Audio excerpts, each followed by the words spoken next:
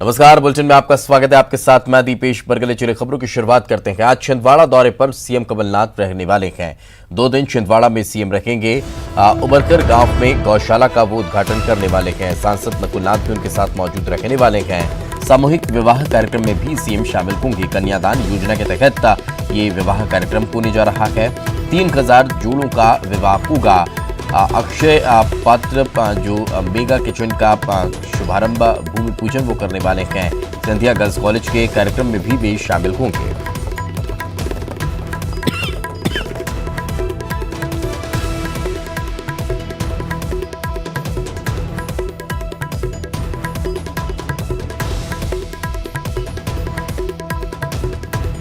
आज छिंदवाड़ा दौरे पर सीएम रहने वाले हैं। काफी महत्वपूर्ण ये दौरा उनका रहने वाला है। 2 दिनी छिंदवाड़ा दौरा सीएम का रहेगा और इन 2 दिनों में वो उमरकर गौशाला का उद्घाटन करेंगे। सामूहिक विवाह कार्यक्रम में शामिल होंगे। इसके अलावा मेगा किचन का भूमि पूजन जो कि वो आज करने वाले हैं। अक्षय पात्र मेगा किचन का भूमि पूजन होगा। सिंधिया गर्ल्स कॉलेज का भी जो कार्यक्रम है वो उसमें शामिल होंगे। और ज्यादा जानकारी के साथ हमारे सहयोगी जितेंद्र हमारे साथ जुड़ चुके हैं। जितेंद्र, क्या ताजा जानकारी सीएम के छिंदवाड़ा दौरे को लेकर? देखिए, अगर बात करें तो सीएम 2 दिनों तक छिंदवाड़ा में ही मौजूद रहेंगे। वहां पर एक सामूहिक विवाह सम्मेलन में शामिल होंगे, शिरकत करेंगे। वहां के पुलिस ग्राउंड में ये जो विवाह सम्मेलन आयोजित किया जा रहा है वहां पर सांसद नकुल नाथ भी मौजूद रहेंगे। इसके अलावा अगर बात करें तो तकरीबन 3500 ऐसे जोड़े हैं जिनकी शादी वहाँ संपन्न कराई जाएगी। इसके अलावा गौशाला का उद्घाटन किया जाएगा। ये जो गौशाला है अत्याधुनिक तरीकों से उपलब्ध रहेंगी। यहाँ पर गायों को अच्छे से पोषण आहार दिया जाएगा। तो कह सकते हैं कहीं ना कहीं सीएम आज एक बड़ी घोषणा वहाँ कर सकते हैं कि लोगों से मुलाकात करेंगे, कई निजी कार्यक्रमों में हिस्सा लेंगे और 2 दिनों तक वो छिंदवाड़ा में ही मौजूद रहेंगे। बिल्कुल। अब इसके अलावा कोई राजनीतिक कार्यक्रमों में भी वो शिरकत करने वाले हैं। अब सिंधिया गर्ल्स कॉलेज का कोई आयोजन है उसमें भी शिरकत करने वाले हैं। वो किस तरह का कार्यक्रम रहने वाला है? देखिए, सिंधिया गर्ल्स कॉलेज के जो कार्यक्रम है उसमें भी शामिल होंगे सीएम कमलनाथ और उसके अलावा कई ऐसे निजी कार्यक्रम है उसमें शामिल होंगे। तो कह सकते हैं कि छिंदवाड़ा चूँकि उनका गृह जिला है और सांसद भी वहीं से हैं, तो कई ऐसे कार्यक्रम है और लोगों की काफ़ी अपेक्षाएं रहती हैं कि सीएम कमलनाथ जब छिंदवाड़ा पहुंचे तो वहाँ के निजी कार्यक्रमों में ज़्यादातर हिस्सा लें। और सीएम कमलनाथ अक्सर ऐसा करते भी हैं कि वहाँ के लोगों को निराश भी करते हैं। वहाँ के हर कार्यक्रम में शामिल होते हैं, शिरकत करते हैं और वहाँ के लोगों से ज़्यादातर समय मुलाकात करते हैं और उन लोगों का जो उनकी समस्या होती है उनका जनता दरबार लगता है, उनसे मुलाकात कर उनकी समस्याओं का समाधान। कितने बजे रवाना होने वाले हैं छिंदवाड़ा के लिए सीएम? सीएम यहाँ से 10 बजे के तकरीबन रवाना हो जाएंगे और पूरा दिन आज छिंदवाड़ा में रहेंगे। उसके अलावा सांसद नकुल नाथ के साथ पहुंचकर सबसे पहले गौशाला का उद्घाटन करेंगे। गौशाला में जो गाय हैं उनकी देखरेख के लिए प्रबंध किए गए, क्या नहीं किए गए। इसके अलावा तामिया पहुंचेंगे। तामिया एक अच्छा स्थान माना जाता है, पर्यटन के हिसाब से भी काफ़ी अच्छा स्थान है, वहाँ पहुँचेंगे। इसके अलावा कई ऐसी जो काम है उन्हें आज वहाँ पर मुलाकात करेंगे। लोगों से कई जो बिजनेसमैन है उनसे भी चर्चा करेंगे। तो कह सकते हैं कि दोनों दिन तक सीएम कमलनाथ के काफ़ी हैपनिंग वाले काम रहने वाले, लोगों से मेल मुलाकात रहेगी और कई उनकी जरूरी मुलाकातें जो बिजनेसमैनों के साथ है वो तय की गई हैं। चलिए, बिल्कुल। बहुत बहुत शुक्रिया जितेंद्र इस तमाम जानकारी के लिए। यानी कि काफी बृहद ये दौरा आज उनका देखने को मिलने वाला है। आगे बढ़ते हैं। ऐसा लगता है कि मध्य प्रदेश में बदमाशों को पुलिस का खौफ नहीं रह गया है, तभी तो वह थाने से 200 मीटर की दूरी पर ही गोली चलाते हैं और लूट कर फरार हो जाते हैं। मामला बुधवार की रात का भिंड का है, जहां पर नकाबपोश बदमाश सराफा व्यापारी को गोली मारकर लाखों रुपए के जेवरात और 70,000 की नकदी लूट कर फरार हो गए हैं। हालांकि बदमाशों की गोली दुकान के शटर में लगी और व्यापारी बाल बाल बच गए। घटना से दहशत में आकर व्यापारियों ने अपने प्रतिष्ठान बंद कर दिए। पूरी वारदात सीसीटीवी में कैद हुई है।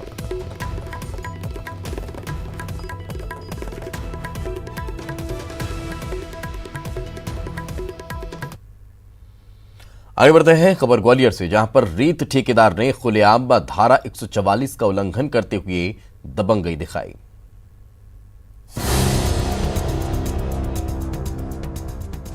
ये ग्वालियर जिले का डबरा स्थित एसडीएम कार्यालय है, जहां पर धारा 144 लगी हुई है, लेकिन आप देख सकते हैं कि उसका खुलेआम उल्लंघन किया जा रहा है।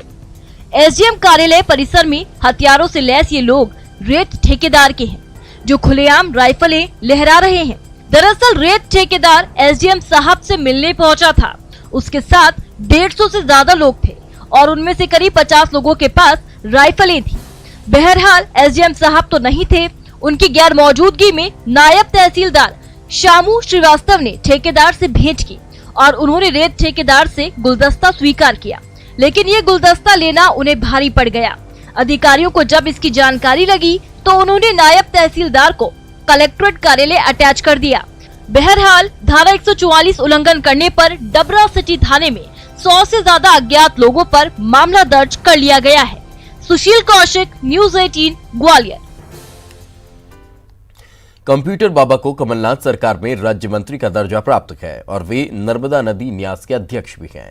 वह नदियों से अवैध रेत उत्खनन पर कार्रवाई को लेकर अक्सर चर्चा में रहते हैं, लेकिन उन पर सत्ताधारी पार्टी के नेता के अक्सर सवाल खड़े करते रहते हैं। एक बार फिर ऐसा ही मामला सामने आया है, देखिए इस रिपोर्ट में।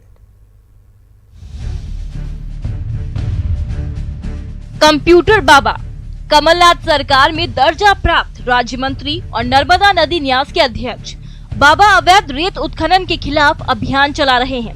वह भिंड में थे, जहां उन्होंने महगांव में 3 रेत खदानों पर छापामार कार्रवाई की और 3 पोकलेन मशीनें और 2 पनडुब्बियों को जब्त किया, लेकिन उनकी कार्रवाई पर सवाल खड़े कर दिए गए, वो भी सत्ताधारी कांग्रेस के ही क्षेत्रीय विधायक ओपीएस भदौरिया और कांग्रेस के जिला मीडिया प्रभारी अनिल भारद्वाज ने।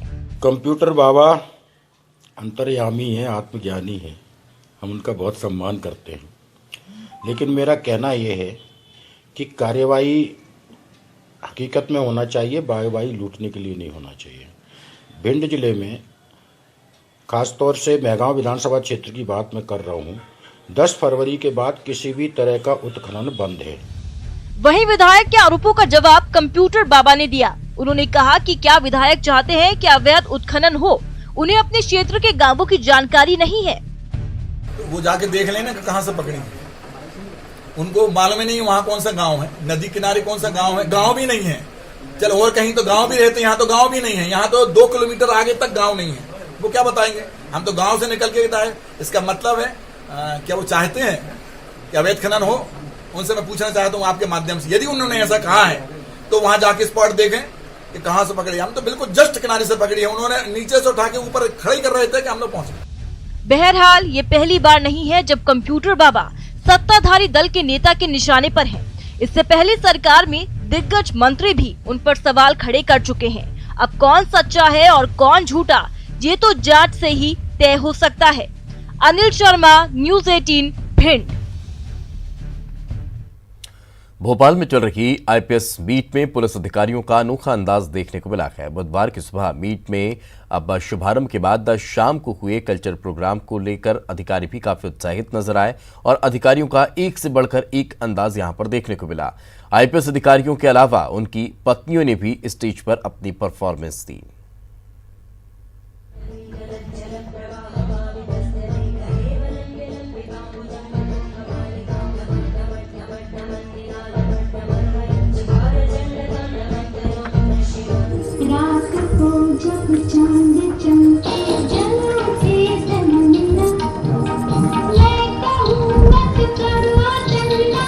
तुमको पाया है तो जैसे खोया, कहना चाहूंगी तो तुमसे क्या कहूँ।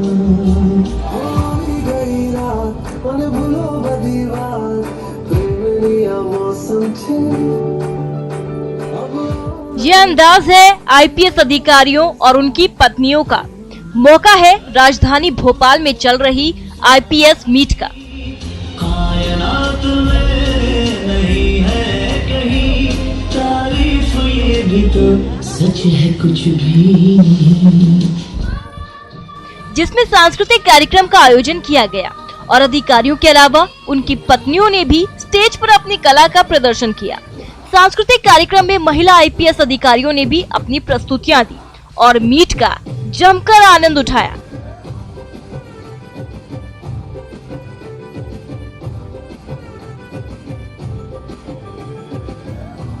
वहीं मीट में क्रिकेट मैच का भी आयोजन किया गया, जिसमें अधिकारियों ने जमकर क्रिकेट खेली। क्रिकेट मैच एडीजी और डीजीपी की टीम के बीच खेला गया, जिसमें डीजीपी की टीम हार गई। डीजीपी की टीम ने पहले खेलते हुए 10 ओवर में 90 रन बनाए। डीजीपी वीके सिंह ने शिवपुरी एसपी राजेश सिंह चंदेल के ओवर में 2 चौके लगाए, जबकि डीजीपी ने जब बॉलिंग की तो उनके ओवर में एसपी मनोज सिंह ने 1 चौका भी मारा। डीजीपी वीके सिंह ने बताया कि आईपीएस मीट के जरिए सभी अधिकारियों को एक दूसरे से मिलने जुलने का मौका मिलता है, परिवार को भी हमारे साथ रहने का मौका मिलता है। फैमिलीज भी आई हुई हैं, साल में एक बार होता है। पिछले साल तो हो नहीं पाई थी पुलवामा के कारण, तो 2 साल बाद यहाँ पे लोग मिल रहे हैं, तो अधिकारियों को मिलने का मौका रहता है, अपने आइडियाज एक्सचेंज करने का मौका रहता है और कोशिश रहती है कि कुछ थोड़ा रिलैक्स हो जाएं, कुछ स्पोर्ट्स की एक्टिविटीज़ हो जाएं, तो उसी सिलसिले में ये चल रहा था। बहुत अच्छा आपस में मिलजुल देखने को मिल रहा है। आईपीएस अधिकारियों पर काम का काफी बोझ होता है, ऐसे में उनके लिए ये आयोजन काफी मायने रखता है। इससे उन्हें खुद को सहज रखने में काफी मदद मिलती है। न्यूज़ 18 के लिए भोपाल से शरद श्रीवास्तव और मनोज राठौर की रिपोर्ट।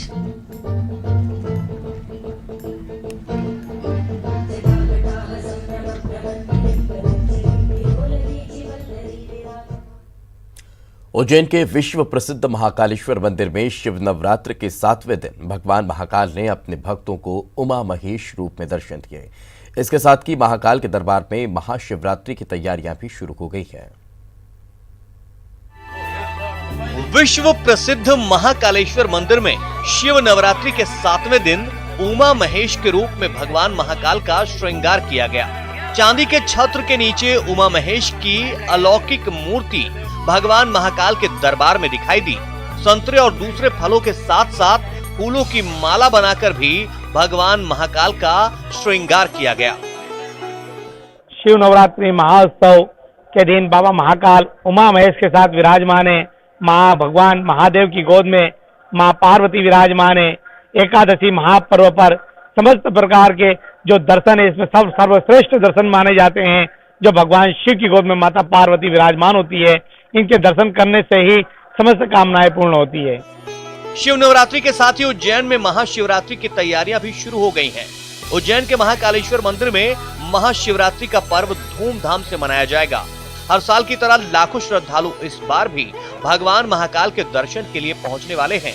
ऐसे में मंदिर प्रशासन ने भीड़ को देखते हुए महाशिवरात्रि पर्व के दिन 24 घंटे तक गर्भगृह में श्रद्धालुओं का प्रवेश पूरी तरह वर्जित कर दिया है। लाखों की संख्या में श्रद्धालु आते हैं देश और विदेश से, और हर कोई बाबा के दर्शन करना चाहता है उस दिन। तो इस बार माननीय प्रभारी मंत्री जी की वो मंशा रही है कि सभी लोगों को सुलभ दर्शन हो सके बाबा के।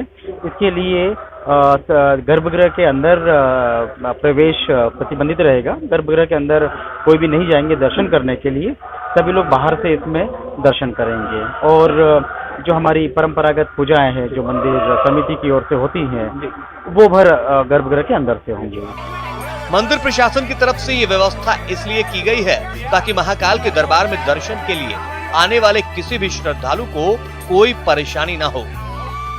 इसलिए गर्भगृह में वीवीआईपी को भी प्रवेश नहीं दिया जाएगा। आनंद कुमार, न्यूज़ 18 उज्जैन। चलिए फिलहाल रुकेंगे एक छोटे से ब्रेक के लिए। ब्रेक के बाद जल्द हाजिर होंगे।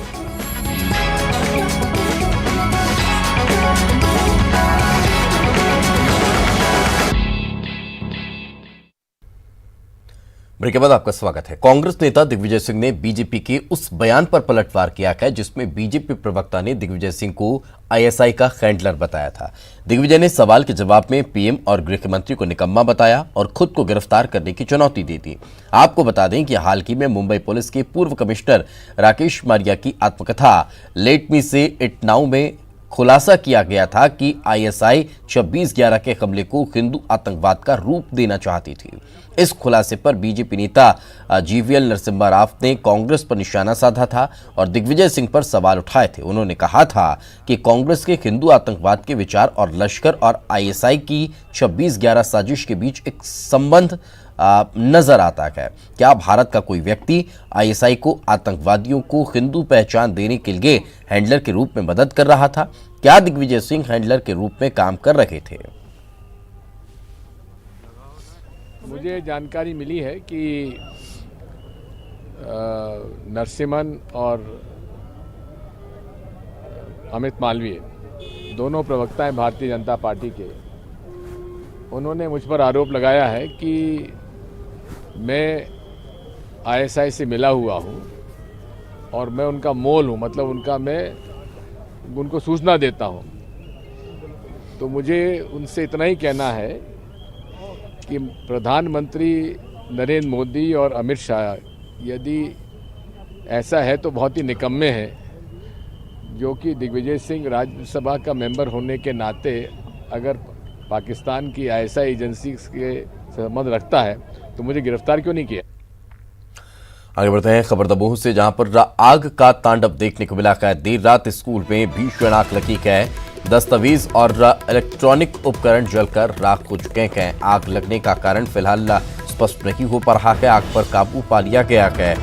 हटा थाना के एमएलबी कन्याशाला स्कूल का ये मामला बताया जा रहा है, जहां पर अचानक आग लग गई। फिलहाल आग लगने के कारणों का खुलासा नहीं हुआ है।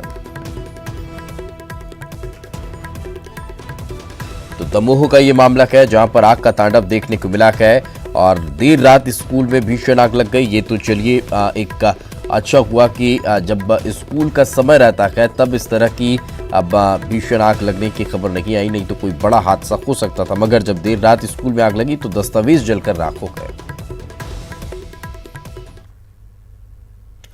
क्या आप कभी ये सोच सकते हैं कि न्याय का मंदिर कहे जाने वाले कोर्ट में भी किसी की पिटाई हो सकती है? क्योंकि वहां तो पीड़ित जाता ही न्याय पाने के लिए है, पीड़ित बनने के लिए नहीं। दरअसल एक वीडियो वायरल हो रहा है जिसमें कोर्ट परिसर में एक युवक पर लातें बरसाई जा रही हैं। देखिए इस रिपोर्ट में।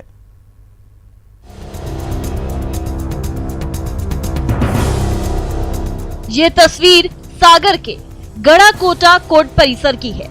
अब आप ये सोच रहे होंगे कि भला कोर्ट परिसर में कोई कैसे इतनी बेदर्दी से किसी पर लातों की बौछार कर सकता है। दरअसल ये मामला 17 फरवरी का है, जिसका वीडियो वायरल हो रहा है। पिटने वाला युवक गवाही देने के लिए आया था। पता चला है कि युवक गुटखा खाकर न्याय के मंदिर में चला गया, जिससे कोर्ट मुहर्रिर का उससे विवाद हो गया और फिर जो कुछ हुआ वे आपके सामने है। घटना के बाद युवक ने पुलिस, तहसीलदार और न्यायाधीश को लिखित शिकायत दी है। तो हमसे आगे क्या लगे, तुम गुटखा थूक के आओ। हम गुटखा थूकने के लिए बाहर गए तो गेट पे पहुंचे हम, तो उसने हमें लात मारी। तो लात हमको खड़ी ने, वो नीचे गिर पड़ा। तो फिर वहाँ पे हम बाथरूम है बाजू में, वहाँ जैसे ही मैं गवाह पूरी करा के प्रतिपरीक्षण करा के बाहर निकला तो मुझे उसने बताया कि वकील साहब जब आप गवाह करा रहे थे उसी दौरान जो न्यायालय में सामने बैठे हैं रत्नेश करके, उन्होंने मुझे बाहर बुलाया और बोले कि तुम कैसे खड़े हो, और बाथरूम तरफ ले जाके मुझे लात घूंसों से मारपीट की और मारते मारते वो न्यायालय के कक्ष तक आया।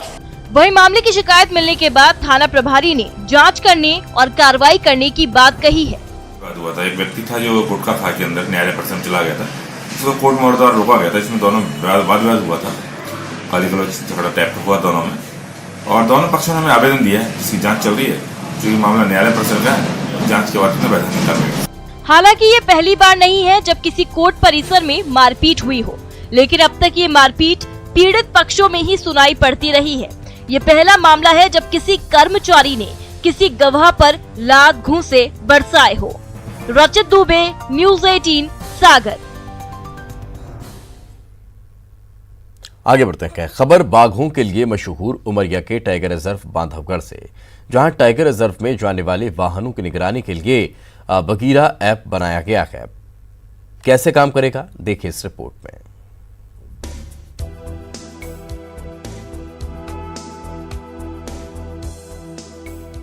ये उमरिया का बांधवगढ़ टाइगर रिजर्व है। बांधवगढ़ टाइगर रिजर्व बाघों के लिए मशहूर है और यहाँ पर पर्यटक बाघों को देखने के लिए आते रहते हैं। पर्यटक टाइगर रिजर्व में घूमने के लिए वाहनों का इस्तेमाल करते हैं और इन वाहनों की निगरानी बहुत आवश्यक होती है और इनकी निगरानी के लिए बगीरा ऐप बनाया गया है। इस ऐप से पर्यटकों के वाहनों की गतिविधियां रिकॉर्ड होती रहेंगी। वाहन की स्पीड और रूट की जानकारी भी तत्काल मिल जाएगी। पार्क प्रबंधन की माने तो वन्य प्राणी संरक्षण के लिहाज से पर्यटन नियमों का पालन आवश्यक है और ये मोबाइल ऐप इसमें बेहद कारगर साबित होगा। मोबाइल में वो ऐप डाउनलोड करके जब वाहन अंदर घुसते हैं उनको ये दे दिया जाता है वाहन चालक को या गाइड को, और जब वे वापस आते हैं तो उनसे ऐप लेके उसका जो भी उसकी रीडिंग्स हैं वो उसको हम लोग कंप्यूटर में डाउनलोड कर लेते हैं। उस करने से पता चल जाता है कि वाहन जो गया है अंदर उसने कहीं पर कोई उल्लंघन तो नहीं किया है, गति सीमा का उल्लंघन तो नहीं किया है, या निर्धारित समय सीमा से ज़्यादा तो नहीं रुका है, आने जाने का समय उसमें आ जाता है। यदि कुछ उल्लंघन करने की पाई जाती है तो उसमें नियमानुसार कार्रवाई की जाती है। फिलहाल बगीरा ऐप कान्हा और पेंच टाइगर रिजर्व में पूरी तरह सफल रहा है और पर्यटन नियमों का पालन कराने में मददगार साबित हुआ है। इसीलिए बांधवगढ़ प्रबंधन भी इसे लागू करना चाहता है। विजेंद्र तिवारी, न्यूज़ 18, उमरिया। और इसी के साथ इस बुलेटिन में फिलहाल इतना ही। खबरें लगातार जारी हैं।